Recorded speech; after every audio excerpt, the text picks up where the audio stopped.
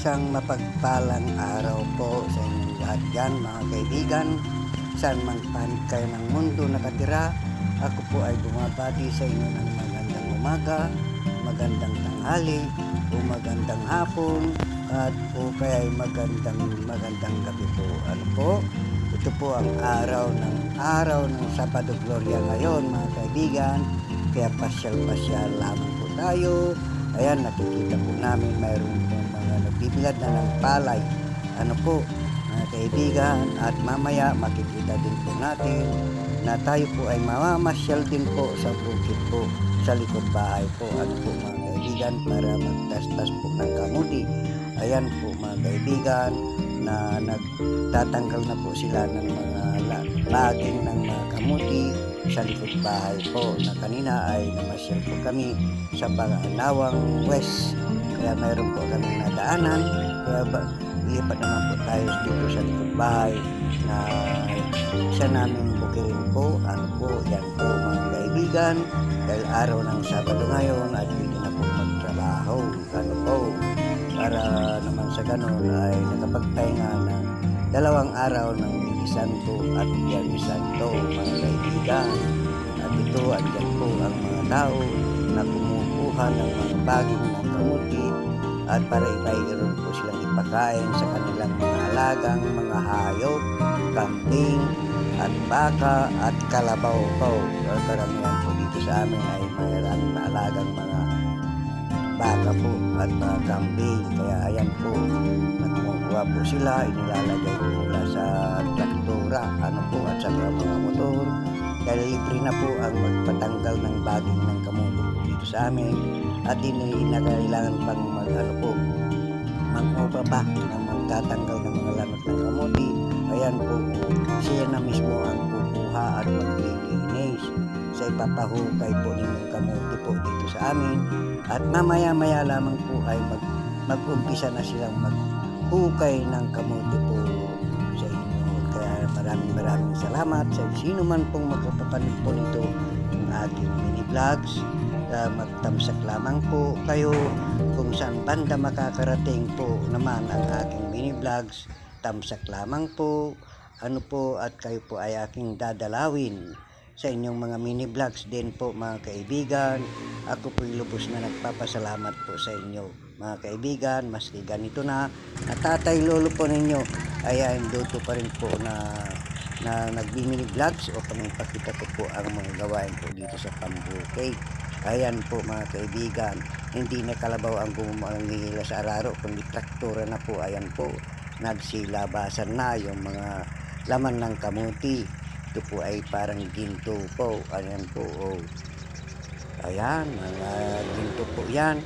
Dahil napakamahal po ang isang sako ng kamuti ngayon dito.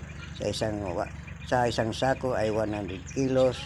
At ang pagkabinta po dito ay nasa 2,500 po isang sako po na tumitimbang ng 100 kilos. Ayan po ang munting bukirin po namin.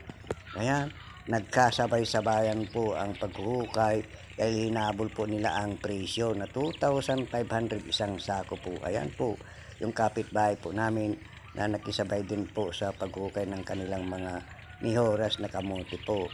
Ay diyan po ako na lumapit na rin po para malinaw na makita po ninyo ang laman ng mga kamuti po namin dito na carrots po. Ano po, at sa mga baguhan po na gusto magipagkaibigan ay basta tamsak lamang po.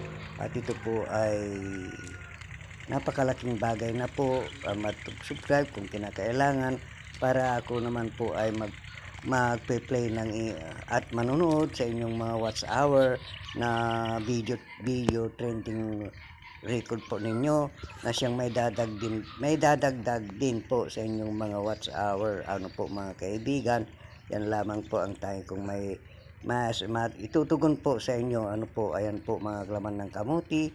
At ako po ay lubos na nagpapasalamat po sa inyong lahat dyan mga kaibigan. At muli, nagpapasalamat po ako kung sino man po ang nakapapanood po nito. Tamsak lamang po, ano po, masyadong maingay ang mga motor, ano po, na dumaraan po sa amin. Kaya God bless po mga kaibigan. Ayan, mga kaibigan, yung Ayan po mga mais, yan ay pananim po ng aking bunsong anak. Ayan po siya na nakatalikod na naghukay din na kamuti. At yan din po ang pananim niyang mais. Yan po, tatanim siya ng mais. Yung kuya po niya ay nagtanim din ng kamuti. Ano po, ayan, nakihukay din po siya para sa isang araw po nasa 350 isang buong maghapon po na paghukay ng kamuti po dito. Ano po, iba po din po yung magtatanggal ng baging sana ng kamuti, pero libre na po yan kasi yung mga tao ay na mayroong mga alagang hayop, sila na po ang kukuha ng mga baging ng kamuti. Halos wala pong matira. Ano po, ayan po yung aking bunsong anak na nakatalikod. Ayan, lumingon po siya, ayun. Yun po ang mayari, yun po ang may pananim niyang mais na nakikita po ninyan, mais po niya yan. Hanggang doon sa dulo-dulo niyan, doon ang dating bahay namin po noon, sa may mga pulong kahoy doon. At may pispan po doon. Ayan po, oh. At mamaya makikita po ninyo sa likod nasa likod lamang po ako ng bahay ng simbahan po sa Church ng Jesus is Lord Church. At ang ABB Tractor po na shop po ng aking kapatid na babae na may-ari ng ABB Tractor Surplus Japan po. Ayan po, makikita po natin mamaya at mamaya lamang po saglit mga kaibigan at ililipat po. Ayun, andito po ako sa harap. Ayun po yung ABB Tractor sa likod po niya. Ayan, makikita po natin dito. Ayan po si ako.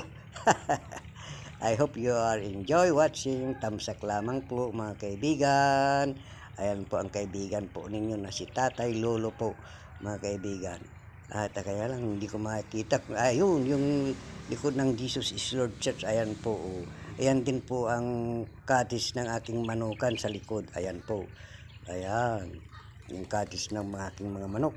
Yan po yung pananim na aking bunsong anak. Ayun, lapit na rin po ma-harvester po yan.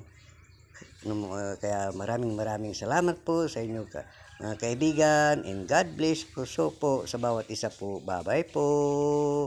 Bye-bye.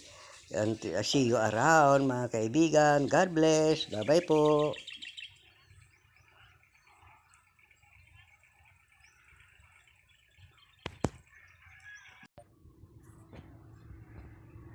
Hello, andyan pa po ba kayo?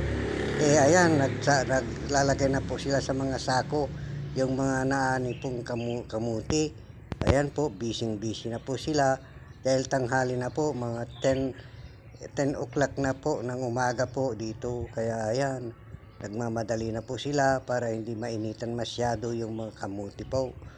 At mamaya hakutin po na nila at ito po ibibiyahe na po ito sa Ordaneta. Ano po mga kaibigan, yan po, ang dami na po, ano po. Maski mainit, andyan po ang pera ng ano po mga kaibigan, tsaga lamang po para magkaroon po tayo ng pera po. Kung wala po tayong trabaho, no work, no pay, ano po. Bye-bye po and God bless po sa bawat isa po sa atin. Bye-bye.